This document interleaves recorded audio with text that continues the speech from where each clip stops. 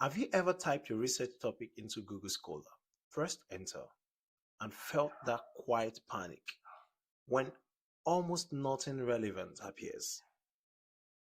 You begin to wonder, is my topic too new?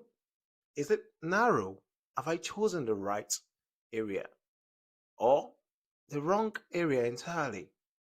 Today, we are addressing a question many serious researchers ask, but few admit openly.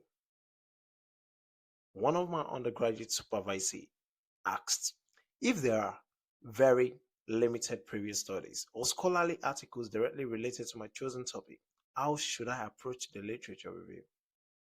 Let's unpack this properly. First, let's reset your mindset. Limited literature does not mean weak research. It often means emerging research. If dozens of scholars have already exhausted your exact topic, your contribution may be incremental. But if the field is thin, you may be mapping new terrain. The issue is not scarcity. The issue is positioning. So the real question is not what has who has studied my exact title. The real question is what wider academic conversation does my topic belong to? So the second thing you want to consider is for you to break the topic into intellectual components. Let me give you a concrete example here. Imagine a student who wants to study the title, the role of TikTok micro influencers in shaping political attitude among first time voters in Lagos. They search databases and find almost nothing directly on that combination. Do we stop there? No, we don't. The, the idea here is for you to disassemble the topic into building blocks. One, you can divide it into social media and political communication. Two, influence culture and digital persuasion. Three, youth political engagement.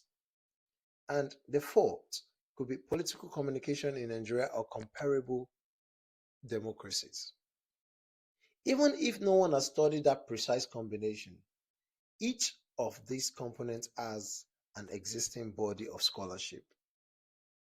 The literature review becomes thematic rather than narrowly topical.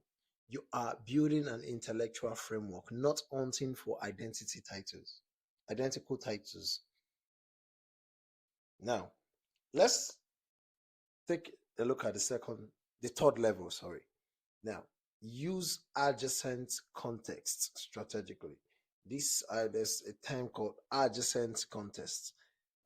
Now, consider another topic. Suppose someone is researching AI assisted grading in Nigeria secondary school.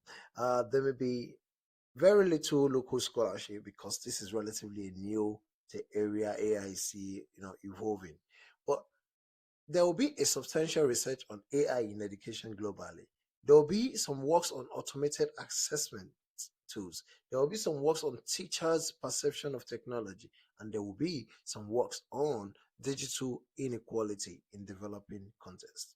So you review these studies and then clearly states while international research has explored AI in education, there are limited empirical evidence within the Nigerian secondary school context. When you do this, you are gradually making sense.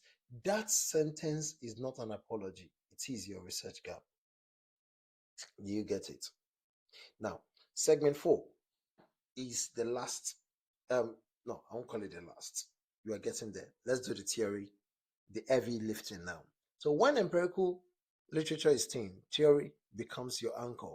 You might want to rely on, in this kind of context, uses and gratification, technology acceptance models, or social identity theory to explain this particular context and theory.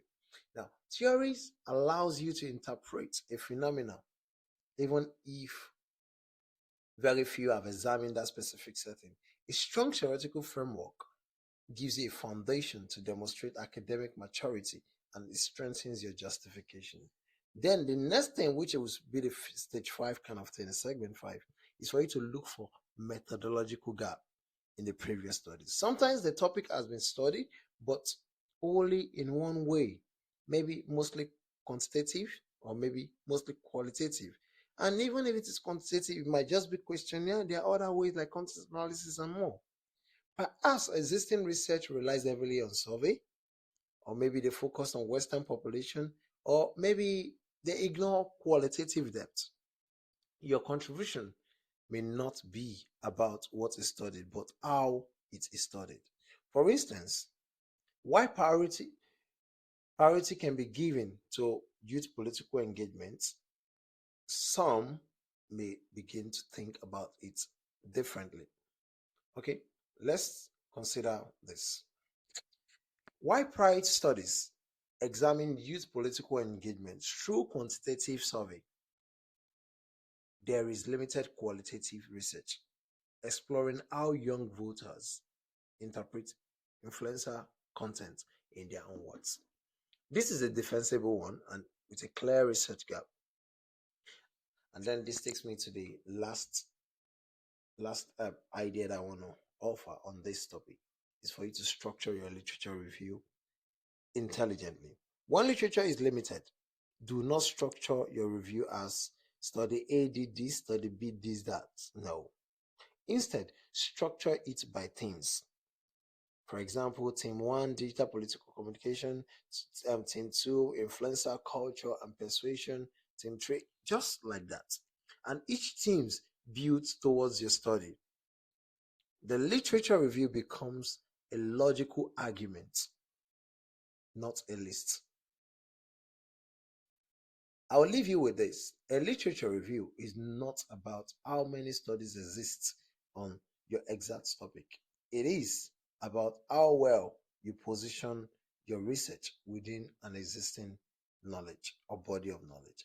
If you find very little directly related works, do not panic. Interrogate the wider conversation, strengthen your theoretical foundation, clarify the contextual gap, and articulate your originality with confidence. Sometimes the absence of literature is not a warning sign, it is an invitation.